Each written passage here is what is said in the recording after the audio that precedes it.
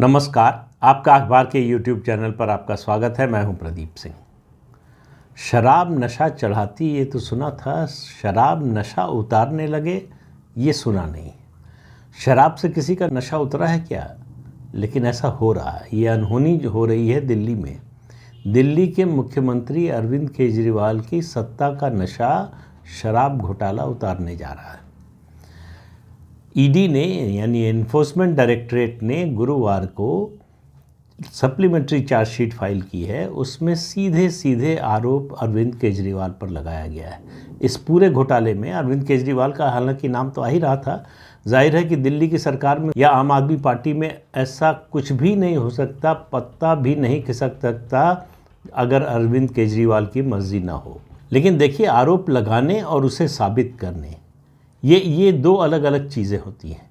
आरोप तो आप लगा सकते हैं, लेकिन कानून की अदालत में उसे साबित करने के लिए सबूतों की ज़रूरत होती है, और ईडी वही सबूत जुटा रही है। ईडी ने जो सप्लीमेंट्री चार्जशीट फाइल की है, अदालत ने, पीएमएलए कोर्ट ने उसका कॉग्निजेंस ले लिया है, संज्ञान ले लिया है, और उसके बाद कह दिया है कि चार्जेस फ्रेम कीजिए, उसकी इजाज़त दे दी। अब चार्जेस फ्रेम होने के बाद मुकदमा चलेगा।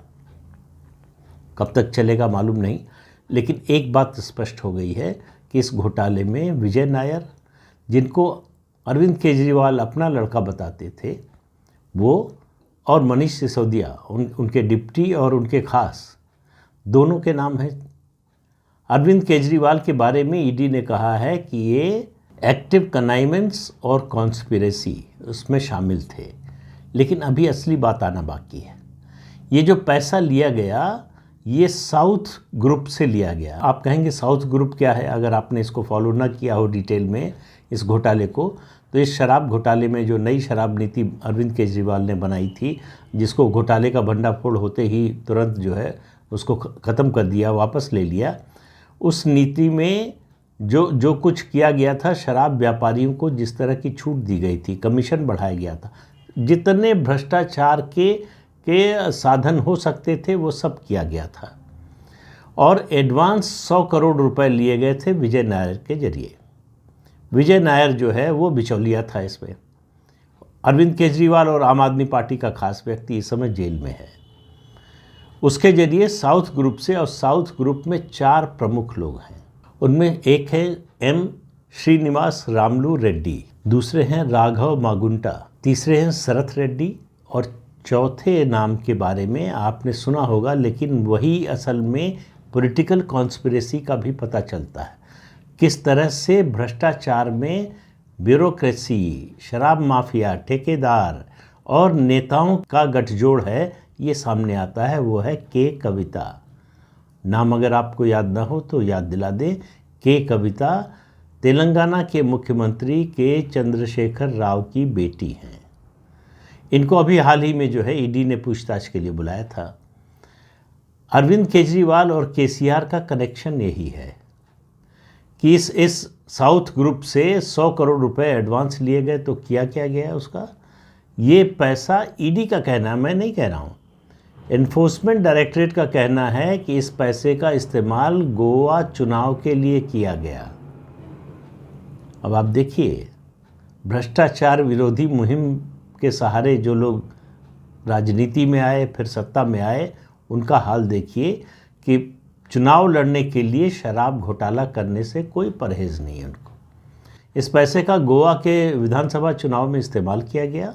इस पैसे के बल पर ही अरविंद केजरीवाल इतने बड़े बड़े दावे कर रहे थे। उस समय गोवा में हमारी सरकार बनने जा रही है, मुख्यमंत्री पद का उम्मीदवार घोषित कर दिया। मुख्यमंत्री बनने के बाद, सरकार बनने के बाद क्या क्या करेंगे, ये सब कुछ आने लगा, और शायद 1 या 2 सीट मिली है। और पैसा खर्च किस तरह से किया गया कि जो विज्ञापन दिए गए, जो होर्डिंग्स लगाई गई, जिनको विज्ञापन दिया, जिन्होंने होर्डिंग्स लगाई, उनसे कहा कि जो बिल रेज करोगे वो बहुत कम अमाउंट का होना चाहिए, बाकी पैसा आपको कैश मिलेगा। दूसरा, जो सर्वे एजेंसीज थी जिन्होंने सर्वे किया, उनको 79 लाख रुपीज़ जो है, 79 लाख रुपया कैश में दिया गया। और ये कैश, सवाल ये है कि पहुंचा कैसे? हवाला के जरिए।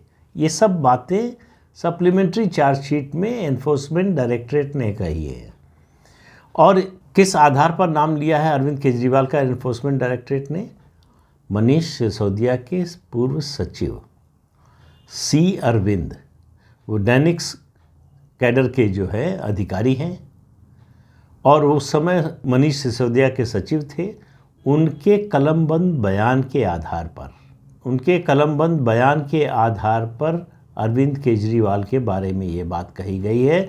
सी अरविंद ने यहाँ तक कहा कि जो छूट दी गई शराब माफिया को, घोटालेबाजों को, जो GOM बनी थी, ग्रुप ऑफ मिनिस्टर्स, उसकी बैठक में उनका कोई जिक्र नहीं हुआ।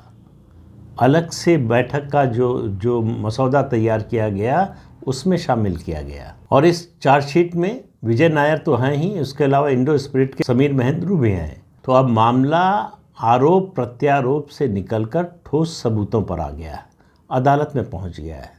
अब इसका फैसला अदालत को करना है, जज को करना है। और ईडी की सप्लीमेंट्री चार्जशीट के बाद अरविंद केजरीवाल और उनके साथियों ने, जैसी कि उम्मीद थी, कहा कि ईडी की पूरी चार्जशीट जो है वो कल्पना पर आधारित है, कपोल कल्पित है, इसमें कहीं दूर दूर तक कोई सच्चाई नहीं है।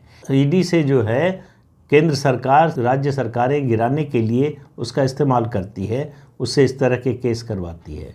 सवाल ये है कि केंद्र सरकार क्या करती है, ईडी क्या कर रहा है, इस सब का फैसला अब अदालत करेगी। न तो अरविंद केजरीवाल करेंगे और न तो प्रधानमंत्री नरेंद्र मोदी या गृह मंत्री अमित शाह करेंगे, न बीजेपी करेगी, न आम आदमी पार्टी करेगी। ये मामला अब कानून की अदालत में चला गया है। अरविंद केजरीवाल के लिए पद पर बने रहना दिन पर दिन मुश्किल होने वाला है। आकंठ भ्रष्टाचार में डूबी हुई है ये सरकार। एक के बाद एक घोटाले, एक के बाद एक घपला सामने आ रहा है। जांच हो रही है, अदालत में जा रहा है मामला, FIR हो रही है, चार्जशीट फाइल हो रही है। ये सब मामले आने वाले कुछ समय में अपनी अंतिम परिणति तक पहुंचेंगे, यानी कोर्ट के फैसले तक पहुंचेंगे। ये सारे मुकदमे अपनी अंतिम परिणति तक पहुंचेंगे जब कोर्ट का फैसला आएगा। कोर्ट का फैसला आने तक अरविंद केजरीवाल, मनीष सिसोदिया, उनके साथियों को ये ज़रूर छूट है कि वो जो भी चाहें बोल सकते हैं, जो भी कह सकते हैं।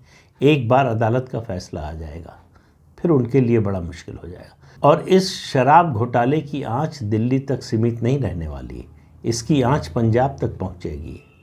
पंजाब में भी जिस तरह से हो रहा है, पंजाब में जो जिस तरह से सरकार काम कर रही है, उसको लेकर भी सवाल उठ रहे हैं। 2 मंत्री भ्रष्टाचार के आरोप में इस्तीफा दे चुके हैं और सरकार पर लगातार भ्रष्टाचार के आरोप लग रहे हैं। तो अरविंद केजरीवाल भ्रष्टाचार विरोधी आंदोलन से आए और भ्रष्टाचार का पर्याय बनते जा रहे हैं। आम आदमी पार्टी आने वाले दिनों में इस बात के लिए जानी जाएगी कि उसने भ्रष्टाचार के नए तरीकों का कैसे आविष्कार किया। दूसरी पार्टियों के लिए सबक है, जो भ्रष्टाचार करना चाहते हैं उनके लिए सबक है, उनके लिए एक तरह से गाइड है।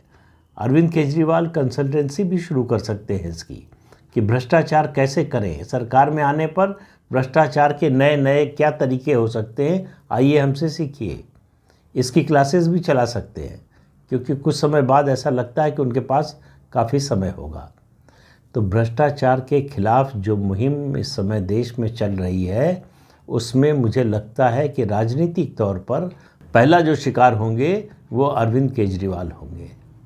और अरविंद केजरीवाल के लिए बचने के सारे रास्ते धीरे धीरे बंद हो रहे हैं। इस शराब घोटाले से जो सवाल उठ रहे हैं उनमें से किसी का उनके पास जवाब नहीं है। उनके पास इस बात का जवाब नहीं है कि उनकी जो इंडो स्पिरिट का महेंद्रू है उससे फेस टाइम पर बातचीत हुई, वीडियो कॉल होती है, ये वीडियो कॉल पर बातचीत हुई। वो मिलना चाहता था, पैसा देने से पहले जानना चाहता था कि विजय नायर जो कह रहे हैं वो अरविंद केजरीवाल कह रहे हैं कि नहीं कह रहे हैं। तो विजय नायर ने बात कराई और महेंद्रू से ये कहा अरविंद केजरीवाल ने कि विजय नायर अपना ही लड़का है। तो चारों तरफ से शिकंजा कसता जा रहा है। तो दिल्ली का शराब घोटाला अरविंद केजरीवाल की राजनीति पर ग्रहण की तरह आया है और ये ग्रहण लगता है कि उनकी राजनीति को तीतर बितर करके ही जाएगा, क्योंकि शराब अभी तक बाकी जितने आरोप लगते रहे हैं उनमें कहीं अभी जांच चल रही है, चार्जशीट फाइल होना बाकी है, या चार्जशीट फाइल हुई तो उसका कॉग्निजेंस नहीं लिया कोर्ट ने, कॉग्निजेंस कहीं लिया तो उसको जो है चार्जेस फ्रेम करने के स्टेज पर नहीं आए। तो मामला इस तरह से चल रहा है। लेकिन ये मामला ऐसा है, मुझे लगता है 2024 के लोकसभा चुनाव से पहले पहले इसका फैसला आ जाएगा। तो इसका असर केवल अरविंद केजरीवाल पर नहीं पड़ने वाला है, इसका असर दूर तक जाएगा। कहाँ तक? तेलंगाना तक। तेलंगाना राष्ट्र समिति जो अब भारत राष्ट्र समिति बन गई है, उसके मुखिया और तेलंगाना के मुख्यमंत्री के चंद्रशेखर राव और अरविंद केजरीवाल की जो दोस्ती थी, उसका कारण भी, उसके पीछे का जो फेविकोल है वो यही शराब घोटाला। दोनों के बीच क्या है, मुकदमा आगे चलेगा तो पता चलेगा। लेकिन एक बात तो स्पष्ट है कि राजनीति में तथ्यों से ज़्यादा परसेप्शन यानी धारणा वो महत्वपूर्ण होती है। इस धारणा को बदलने का अब अरविंद केजरीवाल के पास कोई रास्ता है नहीं। तो ज़्यादा समय नहीं है, इंतज़ार करना चाहिए कि कोर्ट में आगे क्या होता है। चार्जेस फ्रेम होने के बाद मुकदमा शुरू होगा, तब क्या होगा, इन लोगों की, राजनीतिक लोगों की गिरफ्तारी कब होगी, ये बहुत से लोगों के मन में सवाल होगा। उसका जवाब जल्दी ही मिलने वाला है। तो आज के अंक में इतना ही। अगले अंक में फिर मिलेंगे किसी नए मुद्दे के साथ। तब तक के लिए अनुमति दीजिए। आपसे अनुरोध है कि ये चैनल देखिए, शेयर कीजिए, लाइक कीजिए और सब्सक्राइब ज़रूर कीजिए। नमस्कार।